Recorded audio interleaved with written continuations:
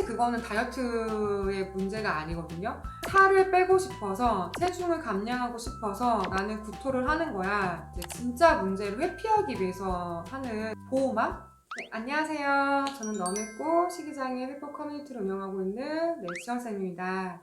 네, 오늘은 식이장애 증상을 붙잡을 수밖에 없는 진짜 어떤 역동들에 대해서 좀 얘기해 보려고 합니다. 네, 많은 분들이 그냥 단순히 내가 살찌는 게 싫어서 또는 그냥 마른 게 좋으니까 사회에서 또 마른 몸을 원하니까 내가 살을 빼려고 하는 거다라고 이제 생각하면서 그 음식에 대한 강박, 체중에 대한 강박에 몰두하게 될 수밖에 없다라고 아마 생각을 하시기 쉬울 것 같아요. 체중을 비정상적으로 빼려고 하다 보면은 당연히 식이장애 증상이 나오겠죠. 뭐 폭식이든 과식이든 뭐 구토든 뭐 씻고 뱉기든 뭐 여러 가지 그런 제거 활동들 있잖아요. 그러니까 그런 것들이 다 이제 비정상적인 어떤 그 방법으로 내가 뭔가 살을 빼기 위해서 하는 이제 어떤 증상들이잖아요. 근데 그게 다 그냥 내가 살찌는 게 싫어서 이렇게만 이제 생각을 하시는 거를 많이 볼 수가 있어요. 근데 사실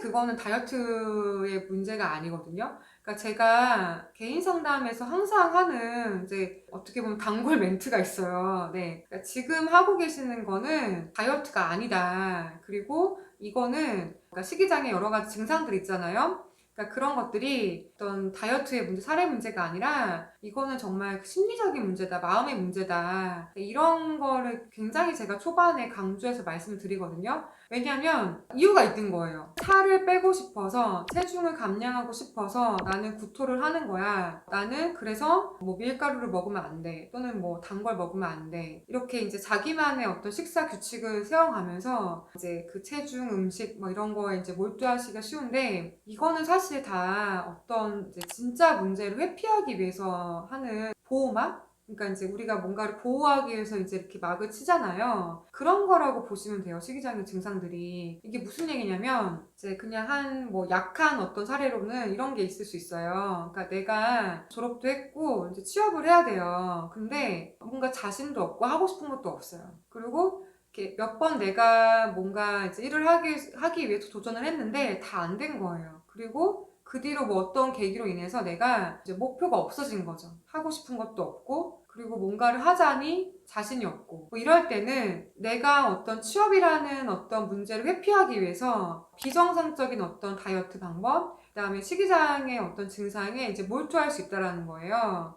근데 이거는 의식적으로 자기가 이제 뭔가 깨달으면서 하는 게 아니기 때문에 모를 수밖에 없어요. 그냥 나는 그냥 내가 지금 살찐 게 문제고 체중을 빼면 이 모든 게 다 해결이 된다라고 생각할 수도 있거든요. 뭐 이런 것도 있어요. 그러니까 또 이제 내가 뭔가 이렇게 대인관계를 해야 되는데 내가 살을 빼면 뭔가 사람들도 만날 수 있고 외부 활동도 할 수 있는데 내가 지금 살쪄서 지금 못하는 거야. 그러니까 내가 지금은 다이어트를 지금 완벽하게 한 다음에 그 다음에 사람들을 만날 거야. 뭐 이렇게 하면서 어떤 사회적인 관계, 만남 이런 것들을 조금 회피하는 경우도 있거든요. 이 종합적인 것들을 따져봤을 때 뭔가 자기의 진짜 어떤 삶의 어떤 핵심적인 문제나 어떤 피하고 싶은 어떤 마음들이나 또는 트라우마들을 가리기 위해서 그 어떤 식이장애 증상에 몰두할 수밖에 없는 거예요. 굉장히 어떻게 보면 나한테 괴롭히는 증상이기도 하지만 어떻게 보면 나를 보호해주는 어떤 보호막의 역할도 하는 거죠. 식이장애 증상이 아이러니하게도. 그래서 갖가지 트라우마들이 있을 수 있어요. 이제 뭐 사람에 따라 그건 좀 다르죠. 영유아기 때 내가 뭐 어떤 상처를 받았거나 또는 뭐 아동기, 청소년기, 그다음에 청년기 뭐 이렇게 사람마다 겪은 어떤 삶의 역사가 다 다르기 때문에 크고 작은 어떤 마음의 상처들을 이제 받는 경우가 이제 우리가 있죠. 상처를 안 받을 수는 없잖아요. 근데 이제 그런 것들이 뭔가 자연적으로 잘 뭔가 이렇게 치유가 됐으면 좋았을 텐데 그것이 잘 이렇게 뭔가 치유되지 못하고 계속 차곡차곡 남아있는 경우죠. 그러니까 시간이 지나고 내가 나이가 먹어서 다 잊은 줄 알았는데 사실은 다 남아있는 거예요. 내가 뭐 예를 들어서 청소년기 때 당했던 왕따의 경험, 그 다음에 내가 뭐 외모나 몸으로 놀림받았던 어떤 사건들, 정서적이든 신체적이든 당했던 어떤 폭력, 사람들 앞에서 내가 어떤 망신을 당했던 경험, 내가 가장 사랑하는 또 부모님이 나에게 뭔가 비난을 했거나 뭔가 상처 주는 말을 했거나 기타 등등의 이런 어떤 마음의 상처들이 차곡차곡 쌓여서 내 내면에 가득 차 있는 경우예요. 그럴 때는 이 내면을 뭔가 느끼고 싶지가 않은 거죠. 사람이 원래 그렇잖아요. 내가 힘든 감정들은 느끼고 싶지가 않거든요. 그러니까 어떤 기억을 떠올렸을 때 내가 너무 마음이 아파요. 그러면 그 기억을 내가 생각하고 싶지가 않잖아요. 그렇게 해서 뭔가 없던 일이 되면 좋은데 그게 뭔가 내가 감당할 수 없는 어떤 트라우마였거나 아니면 그때 뭔가 좀 이렇게 조치가 되지 않은 거예요. 예를 들어서 내가 어떤 몸이 다쳤어요. 그럼 거기에 뭐 연고도 바르고 뭐 이렇게 내가 치료를 잘하면 이제 흉터가 안 남잖아요. 상처가 잘 아물잖아요. 근데 그 마음의 상처가 이제 뭔가 났을 때 조치가 되지 않은 거죠. 뭔가 그때 뭐 엄마나 아버지나 뭐 어떤 다른 어떤 가족들이 그것에 대해서 뭔가 이렇게 모르고 그냥 넘어갔다거나 아니면 그 마음의 상처에 대해서 더 비난을 하셨다거나 나도 모르는 사이에 그냥 이 상처가 피가 나는지도 모르고 그냥 이렇게 넘어갔다거나 그러니까 뭔가 제때 어떤 조치를 취하지 못하고 남아있을 때 그게 계속 이제 골마서 굉장히 이제 저 밑에서부터 나를 이제 뭔가 괴롭게 하는 상처들로 남아있는 경우죠. 이제 그럴 경우에는 내가 의식하지 않아도 또는 내가 아무리 이렇게 묻어놓으려고 해도 어느 계기를 통해서 그러니까 우리는 살아있는 어떤 유기체이기 때문에 계속 자극을 받잖아요. 계속 관계를 통해서 자극을 받던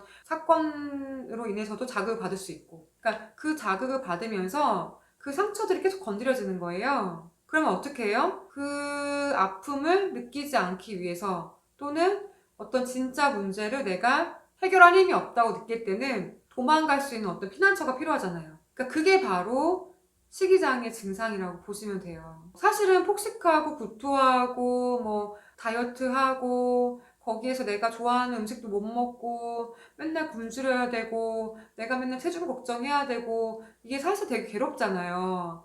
근데 조금만 더 생각해보면 그 생각이나 그 마음이 나의 모든 어떤 그 내면을 지배하고 있기 때문에 정말 내가 진짜 이렇게 치고 올라오는 어떤 그 마음의 상처들의 어떤 무게감, 그런 어떤 부정적인 어떤 감정들을 느끼지 않고 뭔가 이렇게 조금 내가 눌러놓을 수 있다는 거예요. 증상으로 인해서. 그런 부분이 있기 때문에 내가 매달릴 수밖에 없는 거거든요. 이렇게 이성적으로 생각해보면 그렇잖아요. 내가 무슨 부귀 영화를 보겠다고 정말 뭐 저체중을 유지하려고 하고 내가 뭘 정말 더 잘해보겠다고 그렇게 막 예를 들어서 뭐 운동을 3시간씩 한다거나 4시간씩 한다거나 아니면 내가 그렇게 힘든데 왜 자꾸 구토를 하는지 사실은 조금만 이성적으로 생각해보면 잘 이해가 되지 않거든요. 주변에서도 그래서 이해를 더 잘 못하는 거예요. 아니 왜 그렇게 많이 먹어? 안 먹으면 되지. 그리고 또는 좀 마음 편하게 먹으면 되지 왜 못 먹어? 그냥 구토 안 하면 되지 왜 해? 이렇게 이제 이해가 안 되시는 거죠. 근데 그게 뭐냐면 무의식적으로 뭔가 내가 회피하고 싶고 느끼고 싶지 않은 어떤 고통들, 마음의 고통들이 있기 때문에 그 증상에 매달릴 수밖에 없는 거예요.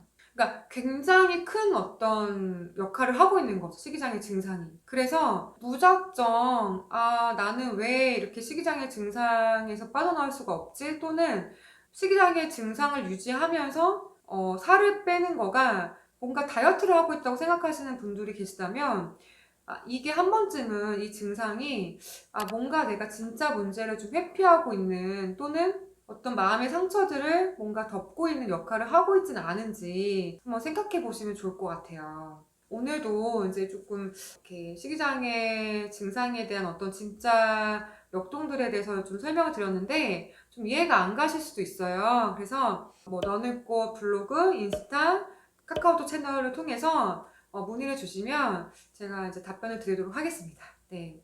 오늘도 영상이 좋으셨으면 좋아요, 구독 부탁드리면서 다음에 더 좋은 영상으로 찾아뵙겠습니다. 네. 감사합니다, 여러분.